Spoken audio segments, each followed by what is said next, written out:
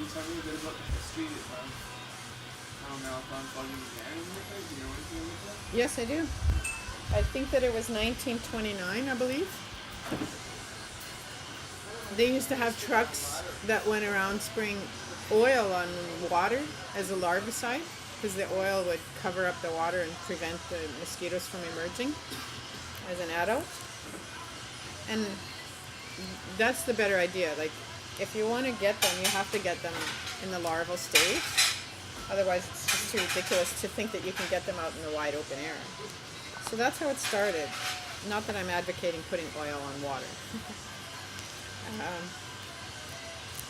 And they went from there, and they had trucks, and they drove around, and for a while they used DDT. You asked me earlier about the aerial fogging. They did that in 1981 with a chemical called Bagon, and that precipitated the Manitoba Clean Environment Commission investigation of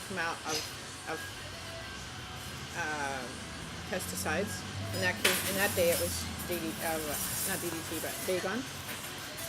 Subsequently, they banned Bagon, but you can still get it in other parts of the world, but supposedly no longer in Canada. But the result of was a big report. I have a report at home, and they made a number of recommendations, and that's where the buffer zones came from that we enjoy today, that supposedly protect us. So, as if 100 meters is going to make any difference, right? We all know that air moves.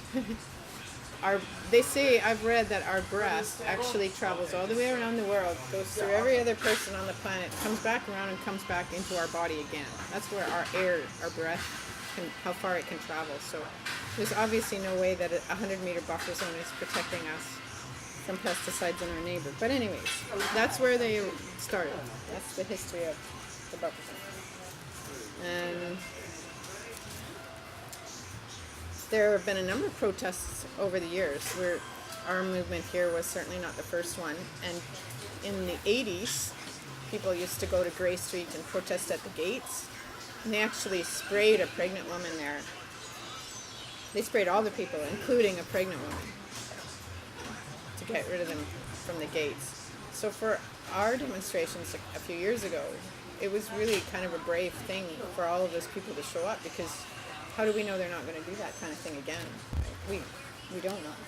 That's a simple answer. But they didn't. They did in the sense that the first time we were there in 2004, they test the equipment. It was part of their policy at the time so the trucks inside the compound would blow it out into the air. They used to do it outside the compound on the road, but when there were protesters there blocking them and preventing them from leaving, they had to do it inside. So the first year I was arrested, I had just been exposed to Malathion immediately prior to my arrest, and I went berserk and fought off it took 5 policemen to carry me away. But the next year they didn't do that. The next year we had a new entomologist, and he found out that was the practice, and he had that stopped, so that doesn't happen anymore.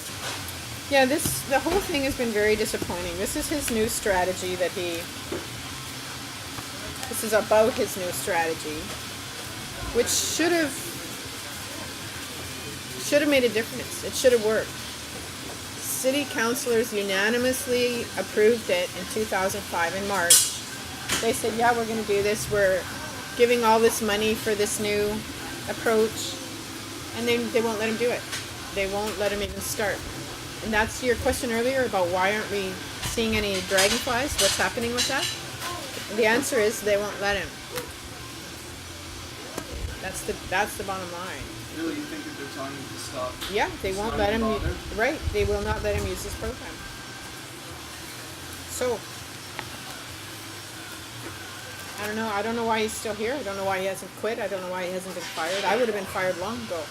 If I came in with my approach, city councilors unanimously approved it, and then they turned around and said, no, you can't, I would have said, yeah, right. I'd be fired by the end of that conversation. I'm not too sure why Winnipeg is so fascinated with this topic. It's not an issue in other cities, and not that there aren't people everywhere fighting pesticides. That happens everywhere, but the thing about mosquitoes, it's just ridiculous. And outside of Winnipeg and the rest of the province, the opinion of Winnipeggers is that we're a bunch of whiny sucks who can't tolerate a tiny little mosquito. And that's the truth of it. Like, they just wish we'd shut up and get off the topic already. People think we're idiots. People in other cities think we're nuts. I've had people email me asking me about where in Manitoba might be a safe place to live because they had to be relocated to Manitoba, and they've heard such awful things about Winnipeg and its use of pesticides. So where would be a safe place? Well, I had to email back and say, I'm sorry, it doesn't exist in Manitoba. There's no such thing. And I asked every municipality. The woman asked me for a 40-kilometer radius or so around Winnipeg. So I emailed every municipality in the capital region and asked them. I said, I explained the reason for the request and said, is there anything in your communities that would be something that this woman might be interested in? Only one emailed back, and the response was, we spray. That's it, that's all. We spray. White Horse Plains. None of the others even bothered to answer me. So the rest of Canada knows that Winnipeg is stupid. Bottom line. Do you want to talk about Health Canada for a bit? I need to write to Health Canada. It's time. Last year I sent them a letter explaining my symptoms following an exposure, because as of last September, which would be 2007, they were supposed to have what's called a pesticide incident report. This has been approved by our government, and it's all part of the improvements that were supposed to be coming to PMRA, a branch of Health Canada that manages this. The pesticide PMRA, now I can't even remember anymore. I'll tell you later. But anyway, so they didn't have this report yet available for people to fill out. So I just wrote my own letter and sent it off to them last year. I have to find out if they've made that report available to people yet so far this year, but I would very much doubt it. I'd be surprised if it's there. So I'll write them another letter and update my symptoms. And the reason that I had told them last year when I wrote to them, I said, I'll write back and let you know when I have regained my health to the point that the health that I had before this exposure. I'll let you know when I recover. And to this date, over a year later, that hasn't happened yet. I am still trying to recover the state of health that I had last year, the first day they started mosquito fogging in Winnipeg. I got up that morning last year and puked before I did anything else. And from then on, my health just deteriorated. And that was the letter I sent to Health Canada. So it's time for me to send them another letter.